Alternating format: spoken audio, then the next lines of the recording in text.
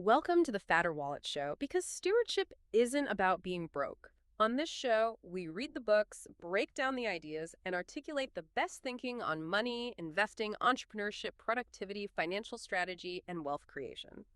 Every episode is designed to help you stop guessing, start growing, and build a life of freedom, purpose, and stewardship. And if you're tired of feeling stuck financially, this is exactly where you need to be because at Fatter Wallets, we don't just talk about money, we teach you how to master it. Before we jump in, I want to invite you to grab our courses available at fatterwallets.com. Inside, you'll discover courses like how to pay off your mortgage in 3 to 7 years using the Velocity banking strategy. This method shows you step by step how to restructure your debt, use cash flow as a weapon, and eliminate loans in record time without earning more money and without working extra hours. You can also learn how to turn the stocks you already own into weekly income using covered calls. You'll discover how to rent out your shares, generate consistent premium income, and dramatically increase your ROI with our beginner-friendly options trading course. All of this is 100% free because we believe financial wisdom should empower people, not lock them behind a paywall. So if you're ready to think bigger, live wiser, and grow a fatter wallet, you're in the right place.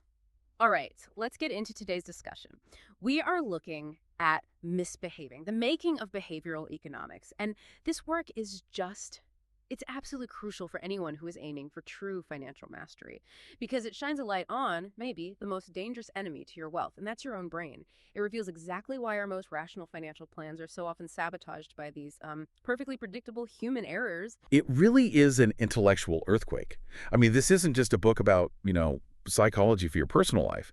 It's the history of how this small group of researchers fundamentally challenged and then eventually shifted the entire foundation of modern economic thought. Right. It's the story of observing simple, everyday human behavior, the kind of stuff that traditional theory just, dismissed as noise, and realizing that this noise was actually the signal. And they had to fight for it. Oh, they had to fight fiercely to get these common sense observations taken seriously by the establishment. I love that framing. And to understand the fight, we have to start with the opponent, right?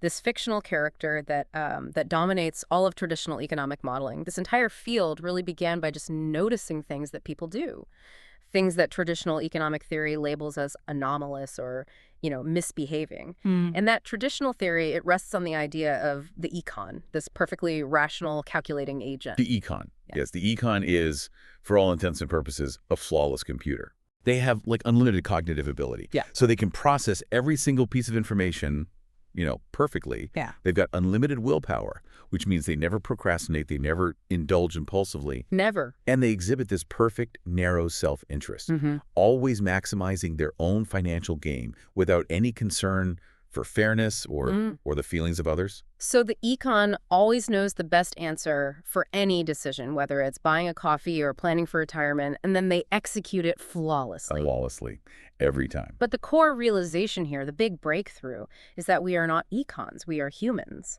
So what defines the human when you compare it to this theoretical superhero? We just need a model that reflects reality. So first, we have limited cognitive capacity. We use simple shortcuts or heuristics because we cannot possibly calculate the optimal answer for everything. It's just too much. Right. Second, we have limited willpower. And this means we are highly, highly susceptible to immediate gratification, and we struggle with those long-term goals. And critically, we have limited self-interest. Things like fairness, reciprocity, social standing. They matter to us a lot, and they often override a clear financial benefit. So the econ model is a good starting point, a clean mathematical baseline. It is. It's a useful starting point. But the deviations from that model, they aren't just random errors. They're systematic. They're predictable patterns of what you might call irrationality. And that predictability is what makes this so powerful. Let's look at one of the earliest examples that showed this, that proved behavior was inconsistent with that rational model, the college grading exam. This is such a great anecdote because it's so simple. So you have a professor who gave an exam, and the average score came back at 96 points out of a possible 137. Which is about 70% mathematical. Right, 70%. And the students reacted with stress, anger, feelings of failure. They were completely focused on the huge number of points they lost, 41 points lost. Yeah, that feels bad. It feels terrible. So the professor, recognizing this as, an anomaly, just adjusted the next test. He made it so the average score was, say, 72 out of 100 points. And suddenly the mood just completely changes. It improves dramatically. Totally. Even though the final curve grade was identical, and I mean, 70% is objectively better than 72 out of 100 if the total is higher. Of course. But the students weren't focused on the percentage. That should be the only thing that matters to a rational agent. But they weren't. They were focused on the raw number lost. Seeing 96 was okay, but the feeling of losing 41 was awful. But getting 72 out of 100 feels like a success. It feels positive. And this small observation showed that the framing of the result, the reference point, was actually more important than the actual outcome. And this inconsistency became the start of the famous list of anomalies. Okay, let's break down that list because these are the behaviors that, they sabotage our finances every single day. The first, and maybe the most classic, is the sunk cost fallacy. Can you tell us the snowstorm ticket story? Oh yeah, this one's great. So you have a professor and his friend Jeffrey, who received 2 free, highly desirable professional basketball tickets. Nice. On the day of the game, a severe snowstorm hits. The 90-minute drive is going to be treacherous, miserable. They decide to stay home. Okay, that sounds like a rational choice. The pleasure of the game is less than the pain of the drive. Exactly. But Jeffrey notes something. He says that if they had actually paid the substantial price for those expensive tickets, they would have felt compelled to brave the blizzard and go anyway. Wait, so if the tickets were free, they stay home. But if they had paid, they go. Why does the price paid change the current calculation? Because for a human, money isn't just money and costs are not easily forgotten. The econ understands the cost is sunk. It's gone forever. It should be ignored in the current decision. Right, it's irrelevant. But the gemman opens a mental account when they pay that money. And if they don't use the ticket, they have to mentally realize a loss. They feel like they wasted the money. So driving through the storm, even though it's painful, It allows them to avoid wasting the payment. They're getting their money's worth. And in their head, they can close that mental account without taking a loss. that desire to avoid the feeling of waste is just incredibly powerful. Okay, so another fundamental inconsistency they identified was this difference between willingness to pay, or WTP, and willingness to accept, WTA. This anomaly shows up when people refuse to trade something they own, even at a price that is way higher than they would ever pay to acquire it in the first place. Okay. The Stanley mowing example is perfect. So Stanley mows his lawn every week. It gives him terrible hay fever. Ugh. So you ask him, why don't you hire a kid to mow it for $10? He refuses to pay. But then you ask him, okay, well, would you mow your neighbor's lawn for $20? And he still says no. Okay, wait. So he won't pay $10 to avoid the suffering, and he won't accept $20 to take on more suffering. Yeah. His price for avoiding hay fever must be somewhere in between, right? You'd think. But for the econ, the cost of acquiring the relief, $10, and the price of selling the labor and enduring the pain, $20, should be roughly equal if he's just trying to maximize his well-being. But they're not. They're not even close. The status quo, just not paying and not taking on the extra work, holds this premium value. The asymmetry is profound. It suggests that the pain of giving up something is far greater than the pleasure of getting something equivalent. And this just feeds directly into the concept of mental accounting, which is how we structure our finances in our heads, often creating these arbitrary and illogical categories. The cashmere sweater is the classic proof of this. Right. So League sees this beautiful, expensive cashmere sweater, but he feels way too guilty to buy it for himself. He sees that purchase as an excessive personal indulgence. I think we've all been there. Totally. Later, his wife buys the exact same sweater for him as a gift, and he's overjoyed. But if they share their finances, the money came from the exact same pool. The family wealth is diminished by the same amount either way. I mean, for an econ, this behavior is just nonsensical. But for a human, the label on the money matters more than the money itself. When he buys it, the money comes out of the personal indulgence account in his head, which triggers guilt. Right. But when his wife buys it, it comes from the gift account, where guilt is absent. This mental ledger keeps us from maximizing our overall welfare. It's the reason people will meticulously save their emergency fund while they're carrying high-interest credit card debt. They won't transfer money between the debt account and the savings account. Okay, finally, let's touch on the fundamental issue of self-control, which is highlighted by the cashew bowl dilemma. Yeah, this is the situation where guests are waiting for dinner, a bowl of cashews is put out, and everyone starts eating them, worried they'll ruin their appetite. And the host takes the bowl away. The host takes the bowl away, and everyone agrees it was the right thing to do. They're relieved. But if we were econs, we would always prefer more choices. Taking the cashews away literally eliminates an option, yet in reality, everyone's overall well-being actually increase. It's the starkest proof of our internal struggle. Our long-term, rational self, we can call it the planner, knows we shouldn't eat the cashews.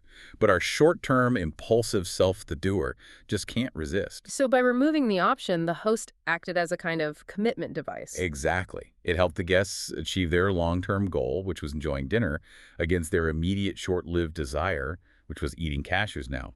And this really sets the entire stage for the major theories that followed, focusing on how this internal conflict drives our financial mistakes. So those early anomalies, especially that weird gap between what you're willing to pay and what you're willing to accept, it forced a much deeper look into how humans actually value things. And that led directly to the idea of the endowment effect. Why is it so hard to sell something we already own? Well, the answer really starts with how we value risk.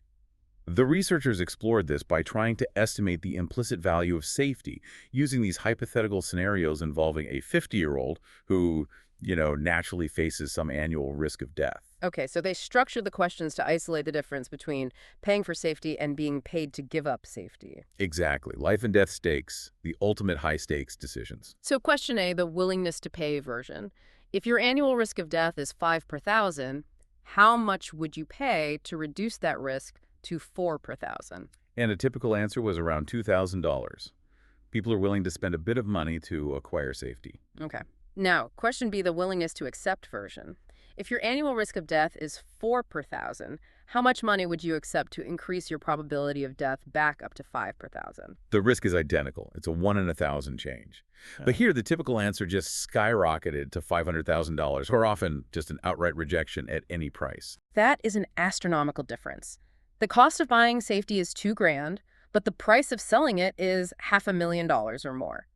How can the same change in probability have such a wildly different valuation? It reveals this deep asymmetry in how we're wired. Giving something up is just so much more painful than acquiring something equivalent is pleasurable. That $2,000 is a calculation of a gain more safety. Right. The $500,000 is a calculation of a loss, accepting more risk.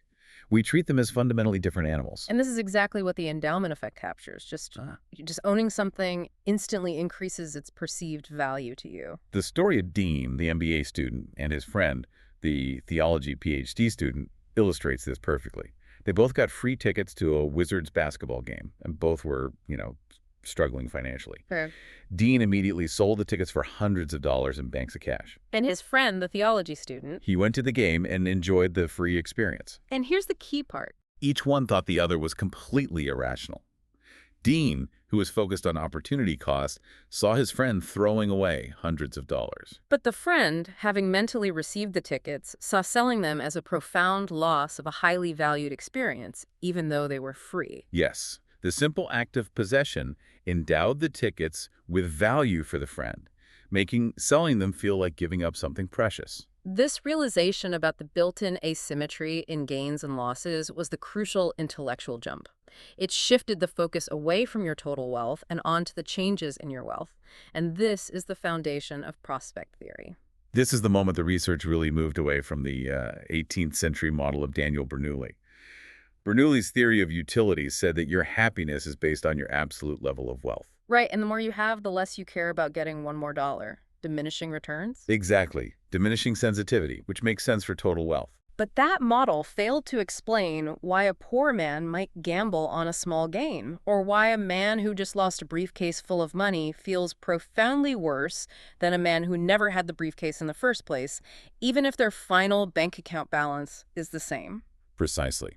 So they introduced the idea that decisions are made based on changes in wealth relative to a reference point, usually the status quo. We don't feel $100,000 in the bank. We feel the gain or the loss of $1,000. And this is shown graphically by that famous value function. It's an S-shaped curve, and it's kinked right at the reference point at the status quo. And that kink is the money shot. It is, isn't it? It is.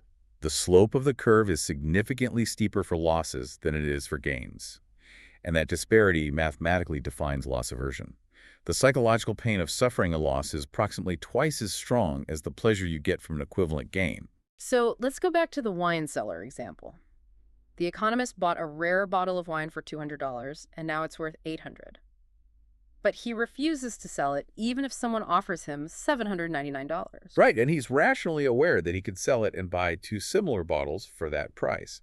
He knows this. But he won't sell. He won't sell because giving up that bottle is experienced as a loss of $800. And because of loss aversion, that loss inflicts pain that's equivalent to maybe $1,600 worth of pleasure. Okay. So if he sold it for $800 and then used that cash to buy an equivalent bottle, the pleasure of that purchase is only worth $800. Oh. The math of the human brain says the pain of selling is greater than the pleasure of buying. And that's why we cling to bad investments, isn't it? We refuse to realize the loss even when logic is screaming at us to cut our losses and reallocate the money somewhere better. It's the exact same mechanism. Loss aversion, combined with our tendency toward mental accounting, creates these predictable blind spots that the market absolutely loves to exploit. Let's dig deeper into how people categorize money, often leading to, really inconsistent behavior. Mental accounting isn't just about labeling an emergency fund.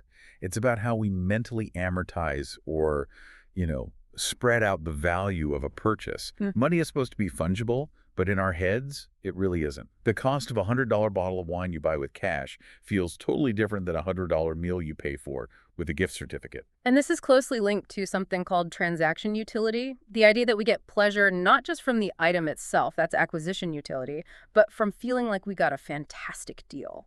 The story of Maya Bar Hillel and the duvet is a perfect illustration. She wanted a standard double duvet. She went into a store where all the sizes, double large and extra large, were on sale for $150. Okay. The original prices were $200, $250, and $300, respectively. So a rational buyer would just buy the double size they need, save $50 over the extra large, and be done with it. But she bought the extra large one, and the question is why? It's because the transaction utility, the perceived bargain, was maximized by that purchase. The pleasure she got came from the positive difference between the reference price, $300, and the price she paid, $150. So she was deriving this immense pleasure from saving $150, even though she bought an item she didn't actually need, and the money she spent was still $150. Exactly. Which means sellers have a very strong incentive to inflate the reference price. It's not just about selling an item. It's about selling the feeling of a bargain. This is why you see industries like mattresses, jewelry, certain clothing retailers, they're constantly on sale. Constantly. They use these largely fictitious suggested retail prices to create an artificially high reference point. And this psychological move works in two ways. First, it increases acquisition utility because a high original price implies high quality. And second, it maximizes transaction utility by creating the illusion of a massive discount. Which brings us to the spectacular failure of JCPenney when they tried to be rational. Oh, yeah. When Ron Johnson took over, he tried this mathematically sound strategy. Low prices every day. He got rid of the sales, the coupons, the discounts. He believed customers only cared about the final price. But in doing that, he eliminated all transaction utility. The store was mathematically better, but it was psychologically flat. Completely. Customers missed the thrill of the chase, that rush of finding a bargain, and their sales just plummeted because the perceived value of the purchase dropped dramatically. But if that's true, why do discounters like Walmart and Costco succeed with these low-price models? They succeed because they don't eliminate the bargain feeling. They embed it in the entire environment. Costco, for example, operates like an orgy of bargain hunting. The rotating inventory, the bulk purchases, it constantly reinforces the story that you're always getting a special deal, even without a specific percentage off. Right. And you see luxury cars in the Costco parking lot. Exactly, that confirms it. Transaction utility is a universal human driver. It's not limited to lower-income shoppers.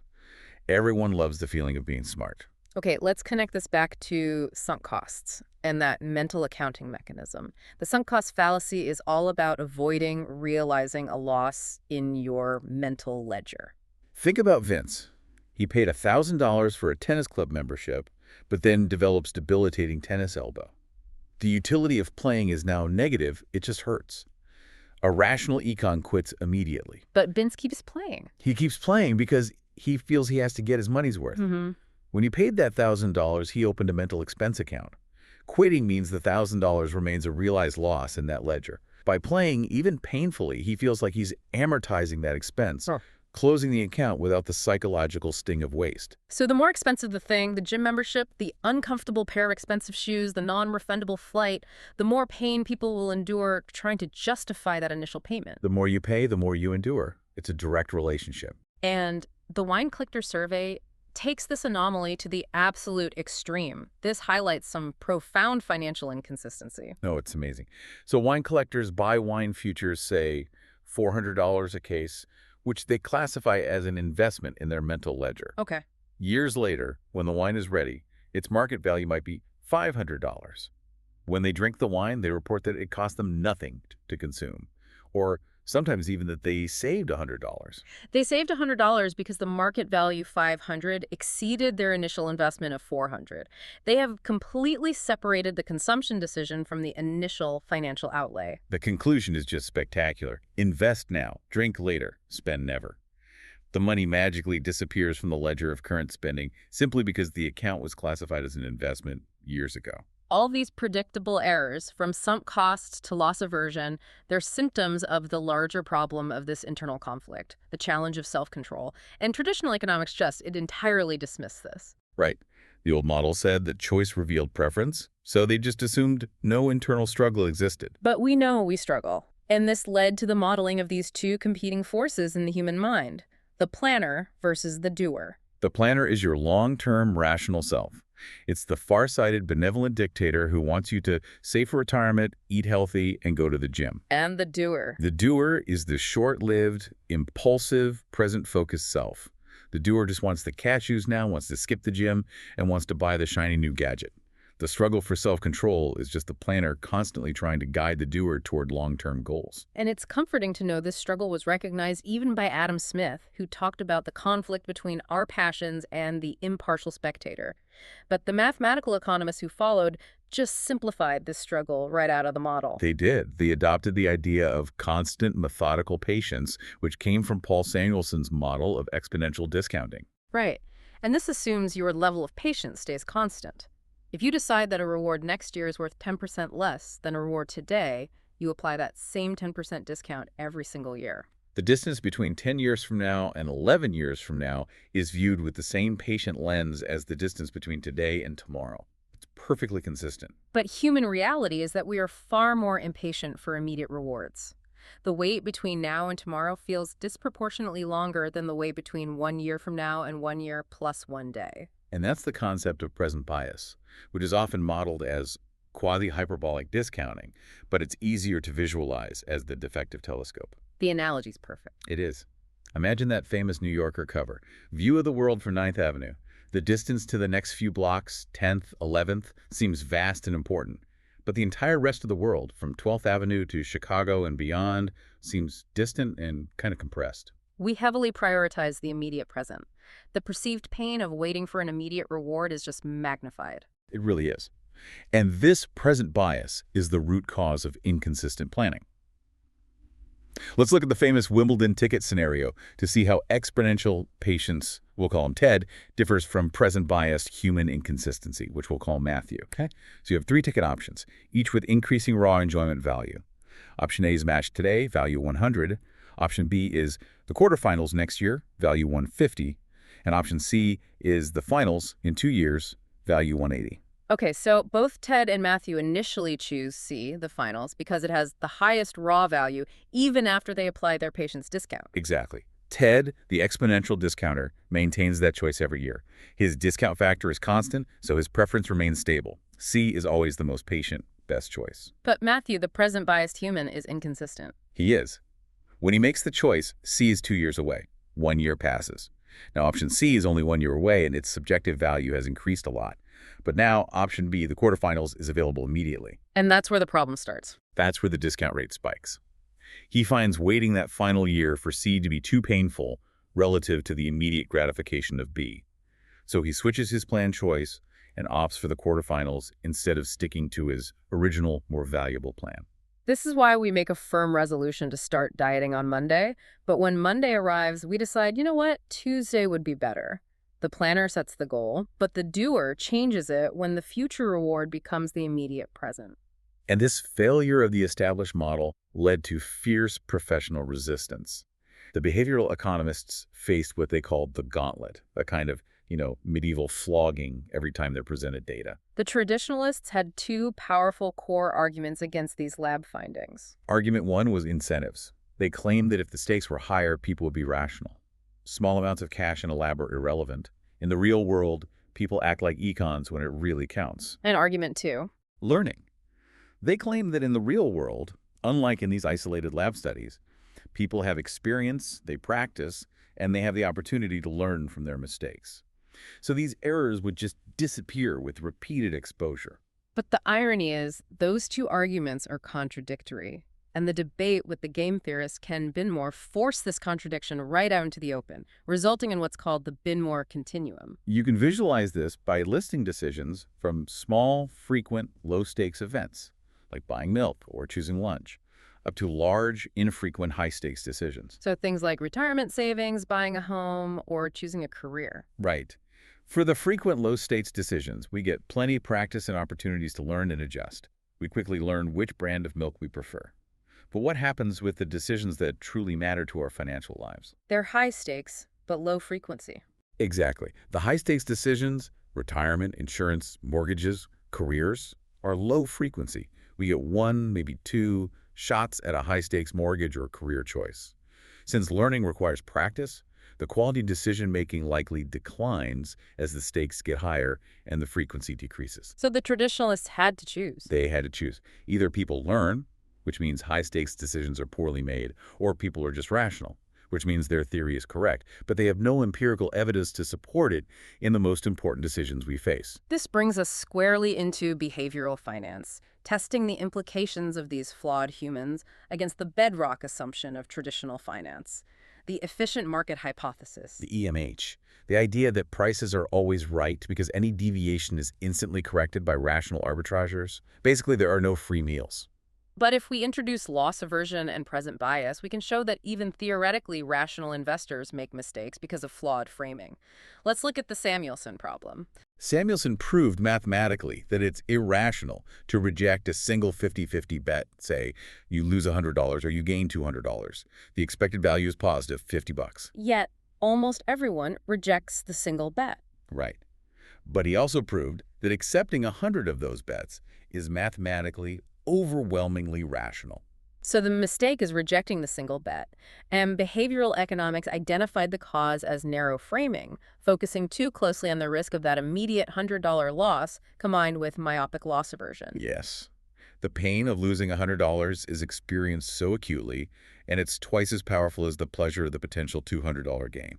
And this has massive implications for long-term investing. It suggests that checking your portfolio too often makes you feel the pain of temporary volatility acutely, and that leads to excessive risk aversion. We have the data to prove this. In one investment experiment, subjects were asked to allocate a portfolio between high-risk stocks and low-risk bonds. The only variable was how often they saw their results. The results were definitive.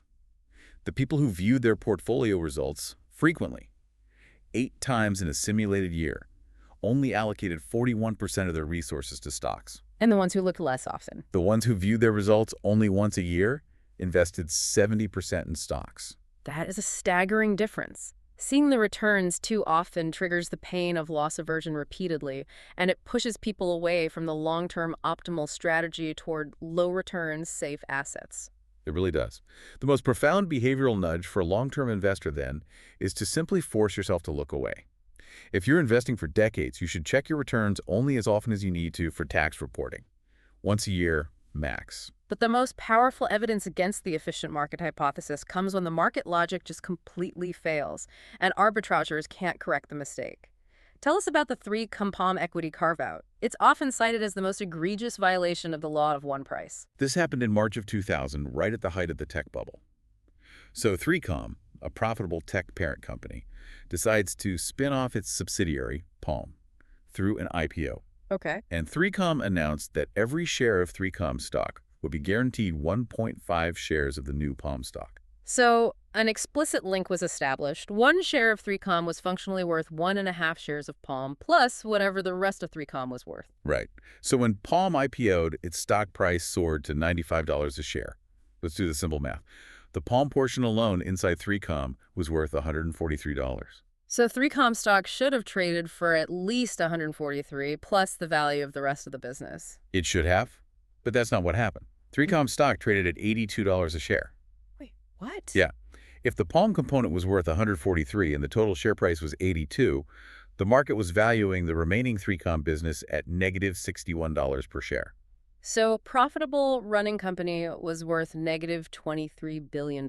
A negative valuation of $23 billion. This should have been the easiest money ever made. A rational arbitrager would just buy 3Com stock and short sell Palm stock. It's a guaranteed profit.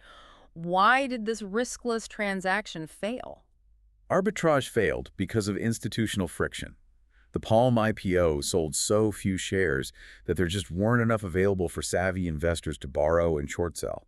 They literally couldn't place the bet required to force the price of 3Com back up to its rational level. And that event proved that markets are not always rational, and they can stay irrational longer than any individual investor can stay solvent. Especially when institutional constraints are blocking arbitrage. And this irrationality isn't just in tech stocks. We see these profound violations in real-world high-stakes scenarios, like the NFL draft. The NFL draft market is perfect for this analysis. The stakes are incredibly high, the financial data is transparent. Researchers analyzed whether teams were making rational choices when trading for high picks, and the answer was a resounding no. The market for high picks is extremely inefficient. Extremely. And it's subject to massive behavioral biases. What are the key biases at play in a professional sports setting like that? It's a combination of three factors that drives this overpayment for early picks. First, you have the winner's curse. The team that wins a high pick tends to overpay for the talent relative to its long-term value. Okay. Second, false consensus.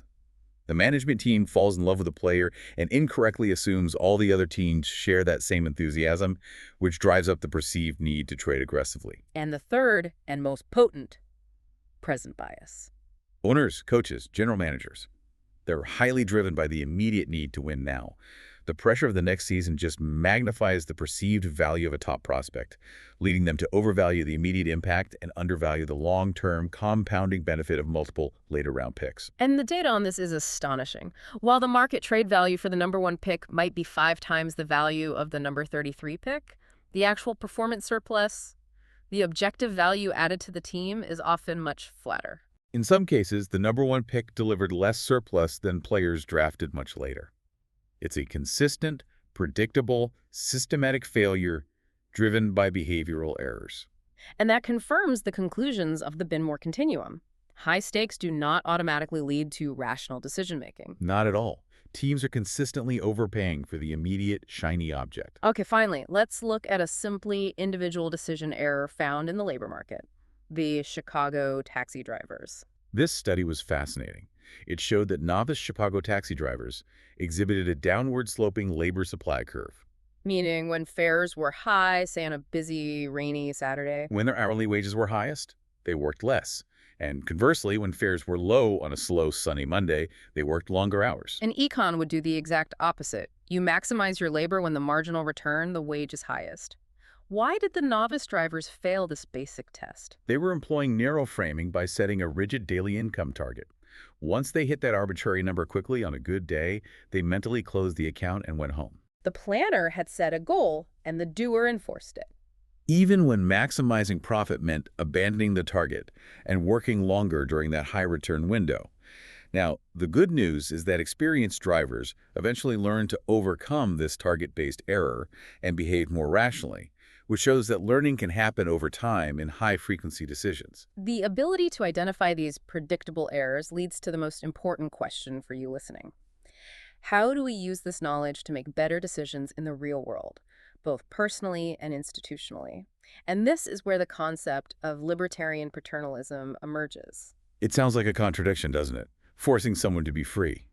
But it's fundamentally about recognizing that humans are flawed, and therefore we should design environments that help people make better choices without restricting their ultimate freedom. It's often called anti-paternalism. Right. It's saying that a subtle nudge is acceptable if it helps the individual achieve their own long-term goals. And the mechanism for this gentle guidance is the nudge. A nudge is just a tiny element in the decision-making environment that influences behavior in a predictable direction. It doesn't restrict your choice or change the financial incentives. The most famous example, which shows the power of a tiny intervention, happened at Schiphol Airport in Amsterdam. The fly etched near the drain of the men's room urinals. Exactly. An econ knows where the drain is, but a human needs a target to focus on. The fly image acted as that subtle target, and it led to a reported 80% reduction in spillage. It's a non-costly intervention that leverages human attention and influences behavior for the good of everyone. It proves that simple design is incredibly powerful. So powerful. The goal, then, for our own financial stewardship is to structure choices so the optimal decision for our patient planner self becomes the default action for our impulsive doer self. This is perfectly exemplified by the Save More Tomorrow program, or SMART. Yes, the SMART program was designed specifically to bypass our human weaknesses. Think about the obstacles. Yeah. First, inertia, the difficulty of filling out forms and actively choosing to save. It's a pain. It is. Second, loss aversion. People hate seeing their nominal take-home pay decrease. And third, self-control. That struggle between today's desire to spend and tomorrow's need to save.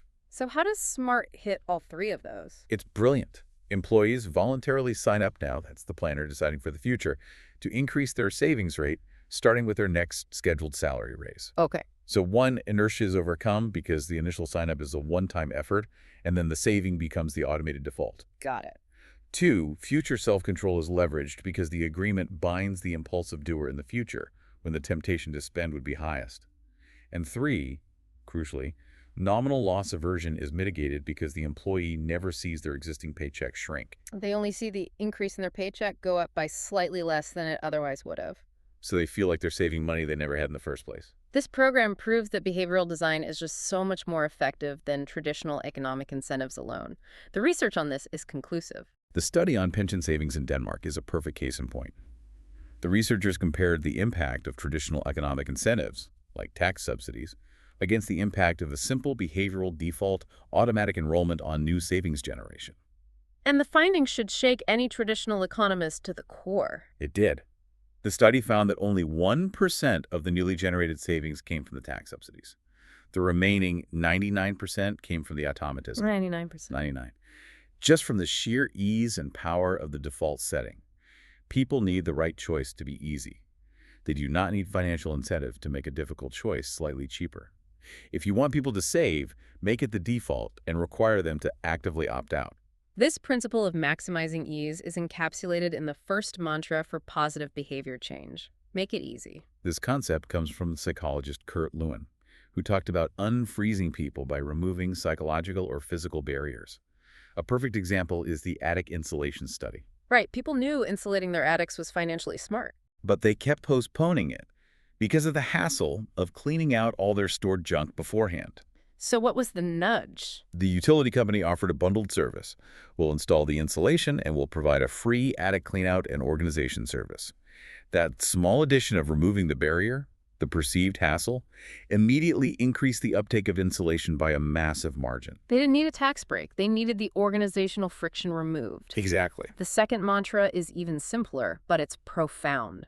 Reminders work. Studies on medication compliance show simple reminders dramatically increase adherence. And in the UK, a study sent simple text messages to parents about upcoming children's math tests. 5 days out, 3 days out, and the day before. What was the result? This non-costly intervention significantly increased student test results, equivalent to an extra month of schooling, with the biggest benefit going to the lowest performing students. They just needed the transparency and the timely reminder. Finally, we saw the power of leveraging social norms. The UK tax agency, HMRC, found great success in debt collection simply by changing the message. Instead of threatening penalties, they informed delinquent taxpayers that the vast majority of people in your local area pay their taxes on time. And that worked. Dramatically increased payment rates. We are highly influenced by what we believe our peers are doing, and leveraging that descriptive norm is a powerful nudge toward compliance. So the ultimate takeaway for you, the listener, in managing your financial life is not to try and be a perfect econ. That quest is just exhausting and it's impossible. The goal is to acknowledge you are human and then design your life accordingly. Automate your savings so the optimal choice is the default. Use mental accounting, deliberately label any windfall or bonus as investment money before it hits your checking account. And when you're facing those high-stakes decisions, be aware of your susceptibility to loss aversion and present bias, and seek objective counsel. Create your own one-click solutions for wise stewardship. Before we wrap up, let's revisit this idea that these flaws don't just disappear when people move into positions of power. Yeah. The organizational environment, just like the individual mind, can be designed for failure. We often assume managers and CEOs are rational econs. But the data suggests otherwise, particularly when it comes to risk. This is where the concept of the dull principle comes in.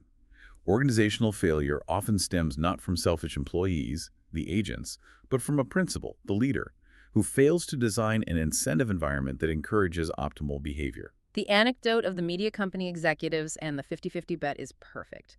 The CEO offered 23 division managers the chance to undertake a project with a 50-50 chance of winning $2 million or losing $1 million. Right. The aggregate expected value for the company was a huge $11.5 million. The CEO, rationally, wanted all 23 projects executed But only 3 managers agreed to the project. Why? because the manager was employing narrow framing and myopic loss aversion for their own career. If the project succeeded, they got a small bonus and a pat on the back.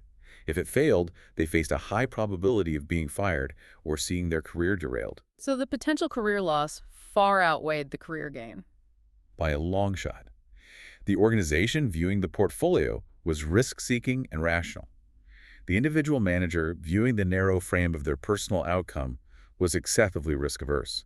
The principle was dull because they had created an incentive structure that severely punished negative ex-post results instead of rewarding decisions that maximized ex-ante pre-decision expected value. This final insight is crucial for leadership and personal growth.